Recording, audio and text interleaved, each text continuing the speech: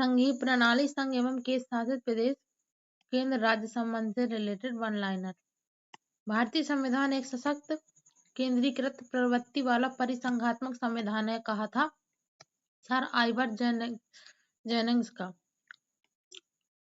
भारतीय संविधान अधिक कठोर तथा अधिक लचीले के मध्य एक अच्छा संतुलन स्थापित करता है, तो ये केसी विहन ने कहा था। संविधान को संघात्मकता के तंग ढांचे में नहीं ढाला गया, A.K. अय्यर ने कहा था। अध्यक्षात्मक शासन प्रणाली का आधारभूत तत्व एकल कार्यपालिका सरकारिया आयोग की संस्तुतियां संबंधित केंद्र राज्य संबंध से एक नई अखिल भारतीय सेवा के सृजन हेतु संस्तुति करना अनन्य अधिकार राज्यसभा का। शिक्षा एक विधि विषय के रूप में सम्मिलित है समवर्ती सूची में। केंद्र और राज्यों के बीच वैधानिक शक्तियों का बंटवारा दिया है 7वीं अनुसूची में। भारतीय संविधान का वह भाग और अध्याय जो संघ और राज्यों के बीच विधायी संबंध के बारे में है, भाग 11 और अध्याय 1। यह कथन कि राज्य संघ के सामंत मातहत नहीं है, B.R. अम्बेडकर का। बिना अनुमति संसद के 60 दिन अनुपस्थित रहने पर किसी सांसद को घोषित किया जा सकता अयोग्य। अंतर्राष्ट्रीय संधियों को भारत के किसी भी भाग अथवा संपूर्ण भारत में लागू करने के लिए संसद कोई भी कानून बना सकती है बिना किसी राज्य की सहमति के। अब सीटें विधानसभा विधान परिषद की। उत्तर प्रदेश में विधानसभा की 403 सीटें हैं और विधान परिषद की 99। पश्चिम बंगाल में विधानसभा की 294 है, महाराष्ट्र में 288 विधानसभा की, बिहार में 243 है, तमिलनाडु में 234 है, पंजाब में 117, हरियाणा में 90, छत्तीसगढ़ में 90, झारखंड में 81, उत्तराखंड में 70 और उत्तर प्रदेश विधान परिषद की 99, महाराष्ट्र की 78, बिहार की 75। अब विधानसभा की मध्य प्रदेश में 230, कर्नाटक में 224, राजस्थान में 200, गुजरात में 182, आंध्र प्रदेश में 175, उड़ीसा में 147, केरल में 140, असम में 126, तेलंगाना में 119, हिमाचल प्रदेश में 68, मणिपुर में 60, मेघालय में 60, त्रिपुरा में 60, अरुणाचल प्रदेश में 60, नागालैंड में 60। तो ये जो ऊपर वाले जो हमारे ईस्ट वाले हैं ये सारे 60-60 वाले हैं। मिजोरम में 40, गोवा में 40, सिक्किम में 32, दिल्ली में 70, जम्मू कश्मीर में 114, पुदुचेरी में 30। अब विधान परिषद ज्यादा में तो है नहीं, तेलंगाना में तो 40, आंध्र प्रदेश में 50, कर्नाटक में 75, 3 यहाँ होगी विधान परिषद और 3 यहाँ, 6 राज्यों में है कुल मिलाकर विधान परिषद। उत्तर प्रदेश में 99, महाराष्ट्र में 78, बिहार में 75 और बाकी ये कर्नाटक 75 और आंध्र प्रदेश 50, तेलंगाना 40। जम्मू कश्मीर की विधानसभा में उपराज्यपाल 2 महिला सदस्यों को मनोनयन कर सकता है। न्यायिक ढांचा सर्वोच्च न्यायालय और उच्च न्यायालय से रिलेटेड है। लाभ का पद शब्द परिभाषित किया गया है सर्वोच्च न्यायालय द्वारा। भारत का संघीय न्यायालय स्थापित किया गया है 1937 में। भारत के सर्वोच्च न्यायालय के कार्यवाहक मुख्य न्यायाधीश की नियुक्ति करता है राष्ट्रपति। उच्चतम न्यायालय के न्यायाधीशों का वेतन निर्धारण किया जाता है संसद द्वारा।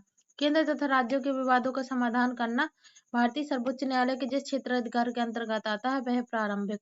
सर्वोच्च न्यायालय एवं उच्च न्यायालय दोनों के अधिकार क्षेत्र में आता है मूल अधिकारों का संरक्षण। भारत के सर्वोच्च न्यायालय ने संविधान के आधारभूत ढांचे के सिद्धांत को स्पष्ट किया है तो केशवानंद भारतीवाद 1973 में। अपने निर्णय को परिवर्तित करने का अधिकार है सर्वोच्च न्यायालय को। भारत में संविधान की मूल संरचना बुनियादी ढांचा के सिद्धांत का स्रोत है न्यायिक व्याख्या। जनहित याचिका की शुरुआत करी गई थी तो न्यायिक पहल द्वारा। भारत में न्यायिक सक्रियता संबंधित जनहित याचिका से। प्रत्यक्ष बंदीकरण अधिनियम के अंतर्गत एक व्यक्ति को बिना मुकदमा चला बंदी बनाया जा सकता है 3 माह के लिए। उच्चतम न्यायालय मूलभूत अधिकारों के अनुपालन के लिए जारी कर सकता है 5 रिट याचिका। न्यायालय में कार्यवाही लंबित होने की दशा में लागू करी जाती है उत्प्रेषण रिट। जब सर्वोच्च न्यायालय किसी व्यक्ति अथवा संस्था को उसके दायित्व के निर्वहन हेतु लेख जारी करता है तो परमादेश कहते हैं उसे।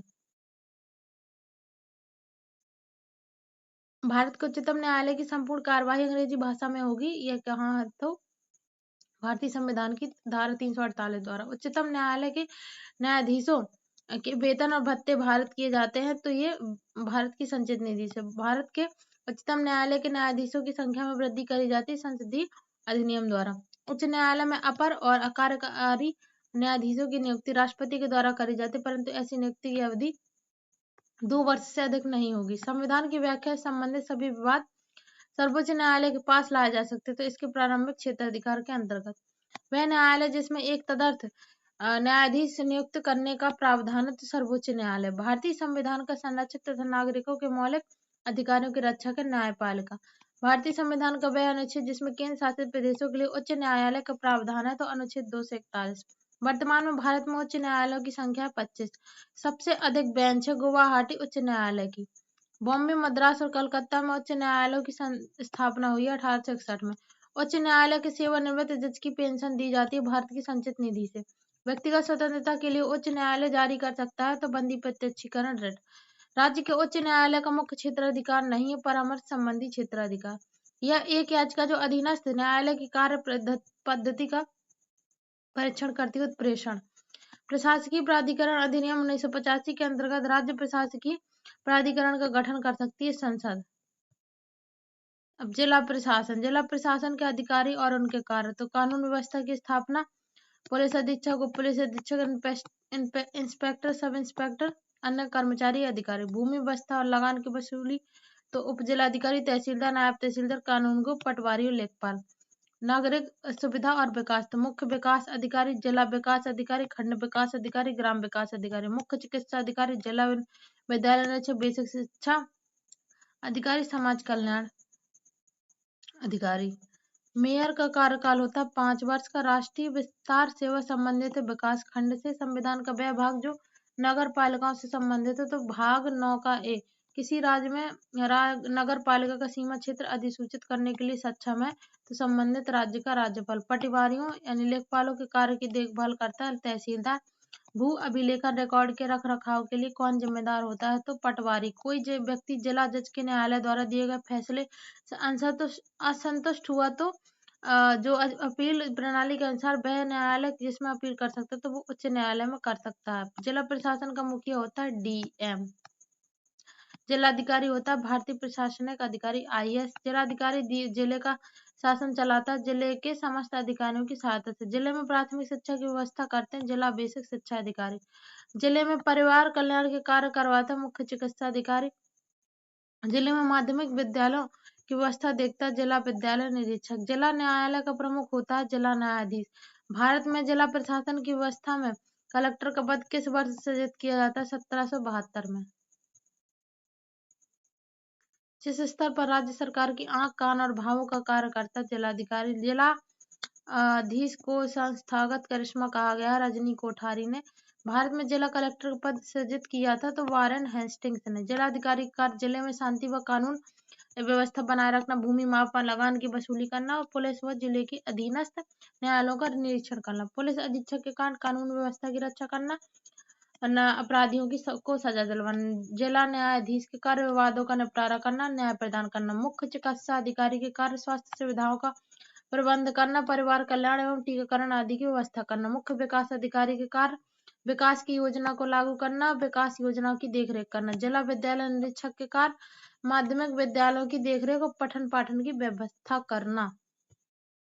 जिला बेसिक शिक्षा अधिकारी के कार्य प्राथमिक एवं उच्च प्राथमिक विद्यालयों की देखरेख व पढ़ाई की व्यवस्था करना। और इन अधिकारियों के अलावा जिले में और भी अधिकारी होते हैं जो बिजली, कृषि, सिंचाई की व्यवस्था, सड़कों और सरकारी भवनों का निर्माण कराने में सहायता करते हैं। जिला प्रशासन अर्थ। जिला शब्द अंग्रेजी भाषा के डिस्ट्रिक्ट का हिंदी रूपांतरण है जिसकी उत्पत्ति लैटिन भाषा के डिस्ट्रिक्टस से हुई है। डिस्ट्रिक्टस का आशय न्यायिक प्रशासन के उद्देश्य से बनाया गया क्षेत्र है। शब्दकोशीय दृष्टि से जिले डिस्ट्रिक्टस से तात्पर्य किसी उद्देश्य विशेष के लिए किए गए प्रादेशिक विभाजन।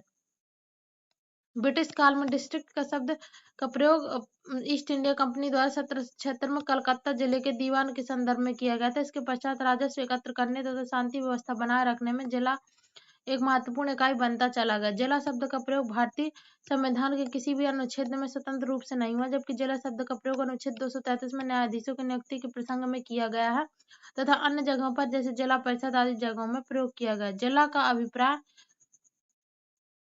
जिला का अभिप्राय प्रशासनिक सुविधा के दृष्टिकोण से विभाजित की गई क्षेत्रीय इकाइयों से है एवं प्रशासन से अभिप्राय लोक गतिविधियों के प्रबंध से है। अतः जिला प्रशासन का अभिप्राय प्रशासनिक दृष्टिकोण से निर्धारित क्षेत्र में लोक गतिविधियों के प्रबंध से है। जिला क्षेत्रीय प्रशासन की एक महत्वपूर्ण इकाई है।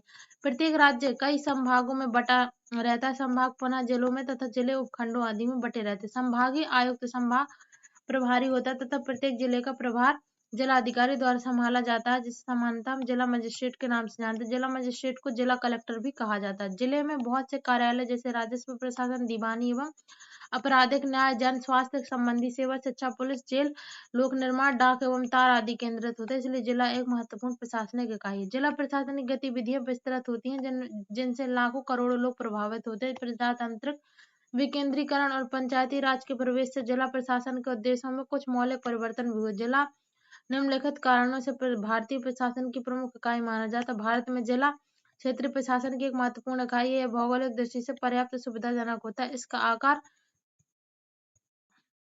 ना अधिक बड़ा होता है, ना अधिक छोटा होता है। यह संगठन की दृष्टि से सुविधाजनक है तथा सार्वजनिक कार्यों के लिए अधिक व्यवहारिक प्रणाली है। जिला प्रशासनिक स्तर पर सरकार के समस्त कार्यों एवं विषयों से संबंधित रहता है। इसमें सरकार के सभी अभिकरण, व्यक्तिगत अधिकारी एवं कार्यकर्ता, सरकारी कर्मचारी आदि शामिल रहते हैं। जिले के सार्वजनिक कार्यों के प्रबंध से संबंधित सभी संस्थाएं जैसे विभिन्न प्रकार की पंचायतें, ग्राम सभाएं, नगर पालिका, स्थानीय बोर्ड आदि सम्मिलित होते हैं। इस प्रकार जिला प्रशासन एक जिले में सरकार के समस्त कार्यों के सामूहिक रूप का प्रतीक है।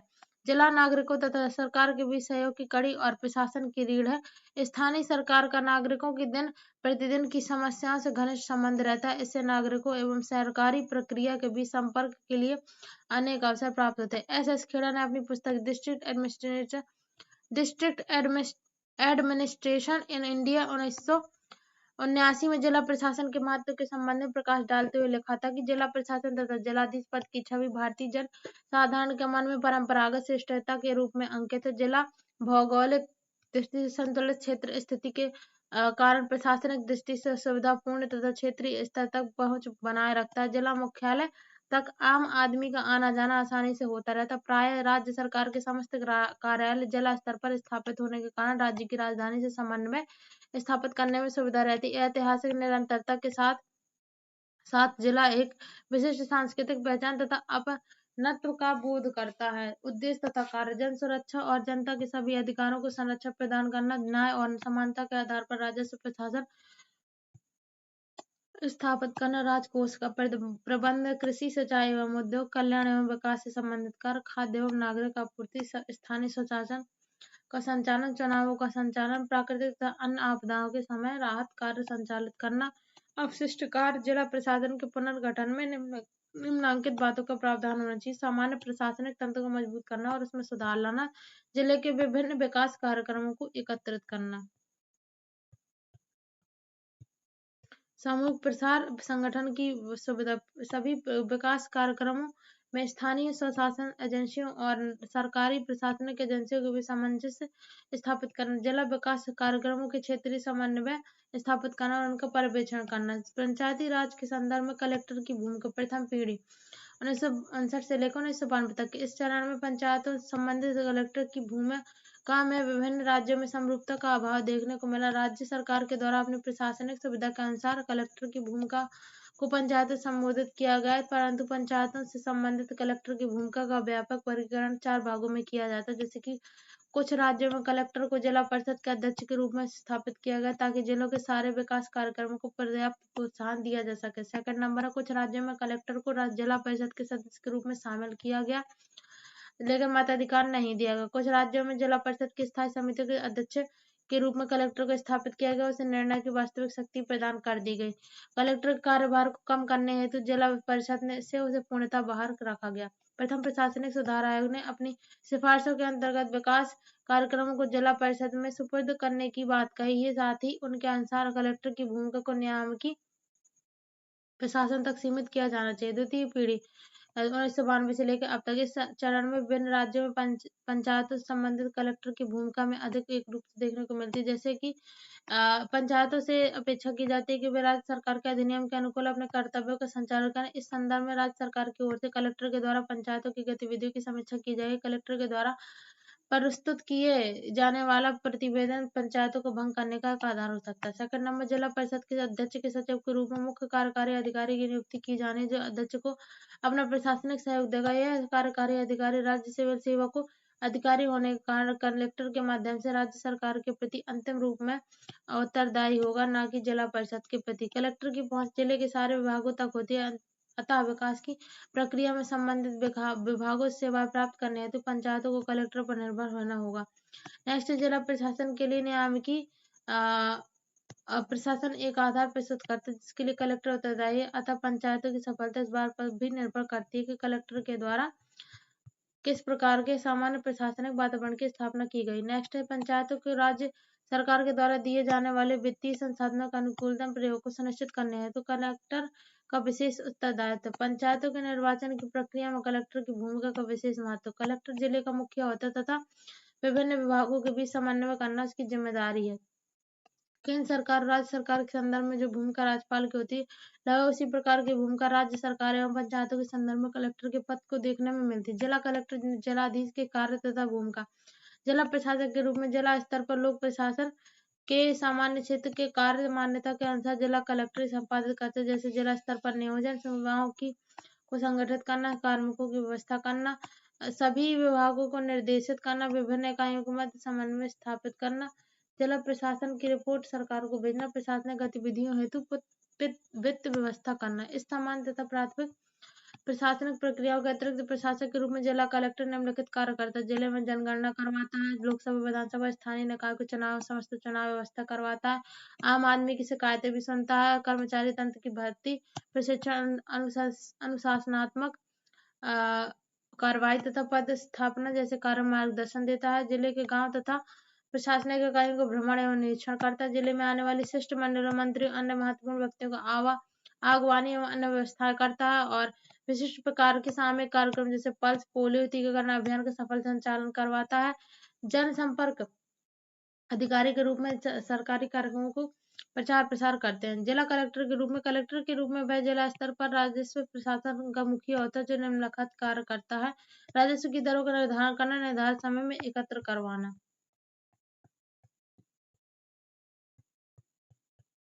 कृषि आयकर, सिंचाई शुल्क, नहरी शुल्क, आयकर, बिक्री कर, अन्य आवश्यक करों को उगाहने में प्रशासनिक निर्देश प्रदान करना, अदालती फीस जैसे रेवेन्यू स्टाम्प, विभिन्न प्रकार के सौदे इत्यादि पर नियंत्रण करना, शराब, पेट्रोल, औषधि तथा अन्य मादक पदार्थों पर आबकारी शुल्क पर नियंत्रण करना, भूमि अधिग्रहण की कार्यवाहियां करना, जिला राजकोष पर नियंत्रण करना, भू सर्वेक्षण, नक्शा निर्माण, भू अधिनियमों का क्रियान्वयन, भूमि अभिलेखों को सुरक्षित करना, उपखंड अधिकारी, तहसीलदार, नायब तहसीलदार कानून को तथा पटवारी पर नियंत्रित करना एवं मार्गदर्शन करना, राजस्व मुकदमों की अपील पर सुनवाई करना, कृषि ऋण वितरण की व्यवस्था करवाना, किसी जोतों की चकबंदी, जमींदारी उन्मूलन, बंधुआ मजदूरी उन्मूलन एवं भूमि सुधारों को लागू करना। जिला दंडाधिकारी के रूप में जिला कलेक्टर के निम्नलिखित दायित्व है। जिले में शांति, सुरक्षा, एकता, सद्भाव तथा व्यवस्था बनाए रखना, पुलिस अधीक्षक के माध्यम से जिला पुलिस तंत्र पर नियंत्रण रखना और सांप्रदायिक दंगों, राजनीतिक आंदोलनों, उग्र प्रदर्शनों, आतंकवादी गतिविधियों तथा जातीय संघर्षों इत्यादि पर नियंत्रण करना, पुलिस थानों का निरीक्षण करना, जिला पुलिस से वार्षिक रिपोर्ट प्राप्त करना तथा गृह विभाग को भेजना, जाति निवास तथा अन्य आवश्यक प्रमाण पत्र जैसे हथियार लाइसेंस जारी करना, जिला कारागार की निरीक्षण तथा विचाराधीन कैदी कल्याण के लिए कार्य करवाना, आपराधिक सहायता प्रक्रिया की धारा 144 के अंतर्गत शांति भंग के मामलों की सुनवाई करना और हथियारों, गोला बारूद तथा अन्य घातक विस्फोटक सामग्री का नियंत्रण करना, राष्ट्रीय सुरक्षा कानून 1980 के अंतर्गत आदतन अपराधियों को नियंत्रित करना, तस्करी, नशीली दवा व्यापार तथा आतंकवादी गतिविधियों पर नियंत्रण करना, विदेशियों के पारपत्र पासपोर्ट की जांच